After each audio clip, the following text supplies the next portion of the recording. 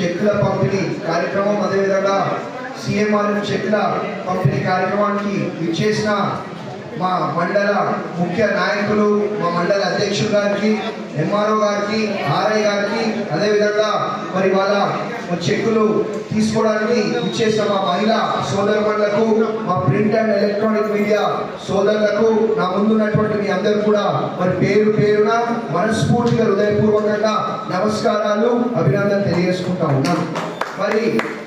మరి మీకు తెలుసు గత 10 ఏళ్ళు గత పాలకులు ఏ విధంగా మరి మన మెదక్కి మన శంకరంపేటని భ్రష్టు పట్టించారో నాకంటే ఎక్కువ మీకే తెలుసు. ఇవాళ ఒకటే చెప్తా ఉన్నా, ఎన్నికలు అయిపోయి 8 నెలలు అవుతా ఉన్నాయి.